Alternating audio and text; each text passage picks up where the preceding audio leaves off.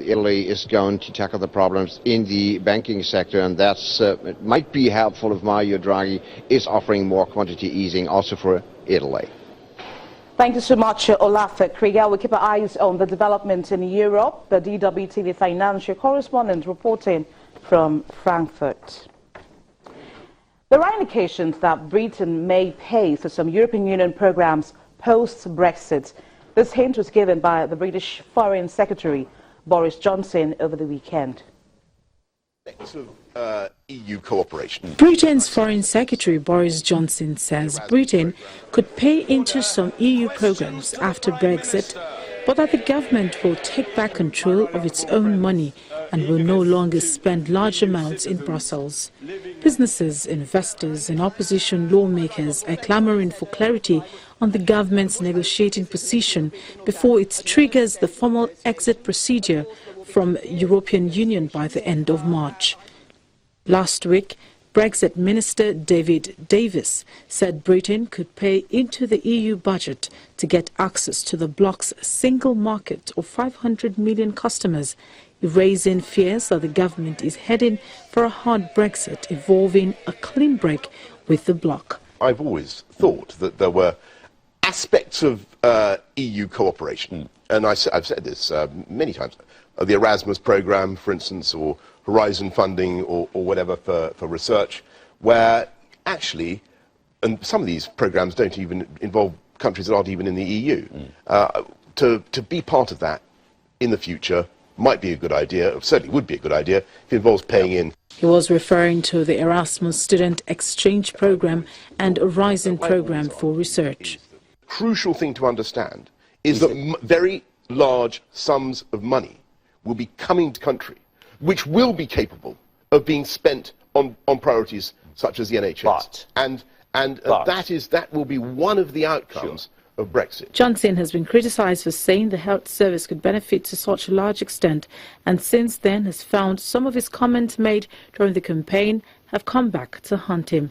Several EU officials have questioned whether they can trust him, and some opposition lawmakers have accused him of putting complicated negotiations in jeopardy by making unscripted comments. But Johnson said the government was being clear in its aims and said from his experience, officials appreciated his honesty. Now, small and medium-scale enterprises in the informal sector have been tipped to help Nigeria out of its current economic recession. But how can these materialize if business owners in this category continue to face challenges of training, funding and lack of equipment for the artisans amongst them? Now, this may not be a problem if Nigeria, like South Africa, Egypt, Morocco, Kenya, Angola, Mozambique, Algeria, Tunisia and neighbors Ghana adopt a system where a cluster of artisans are identified and equipment, training and supports are made available to them within that area. Now, this is according to Mr.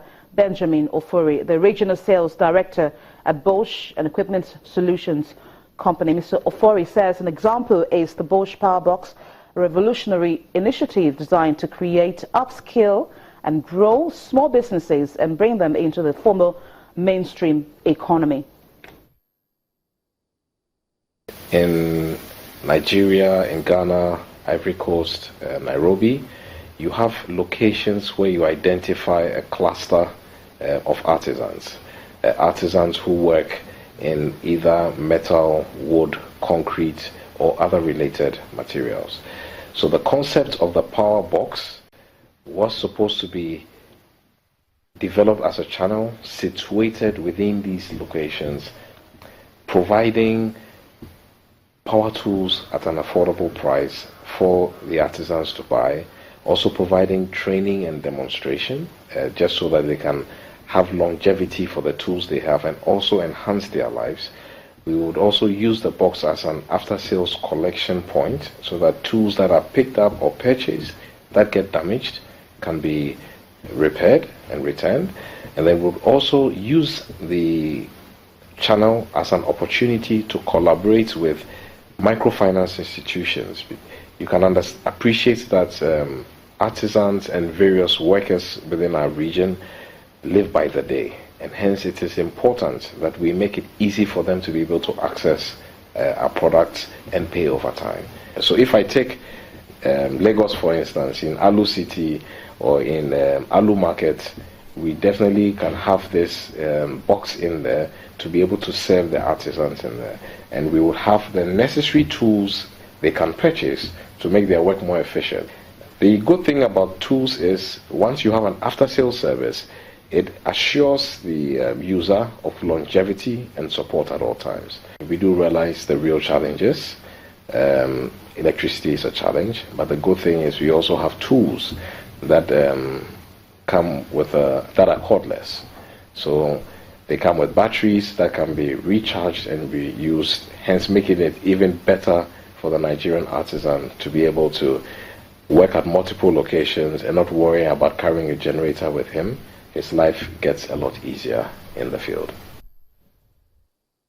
And now let's take you to the domestic fixed income markets. We have joining us on the program Ifeanyi Akweche, a fixed income dealer with Wema Bank. Ifeanyi, good afternoon.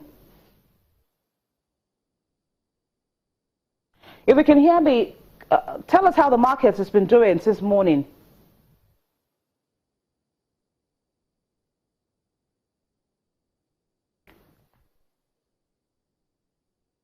Okay, seems we're not able to get Ifeanyi. They're talking about how today's fixed income market has been doing. Now, the outlook for the Senegalese economy is positive and risks are manageable. This is according to the International Monetary Fund after the conclusion of the review of the country's economic performance. Despite the forecasts, the IMF says there must be a concerted effort to continue improving economic governance. The success depends on rapidly implementing the critical mass of reforms which have been identified, including from the peer learning catalyzed by the fund. An explicit review of the political economy of reforms should also facilitate implementation of these reforms. However, risks, mainly domestic, relating to rent seeking and patronage, exist. We'll go on a break now, and when Business Incorporated returns, we'll be talking about the Lagos infrastructure financing. Please stay with us.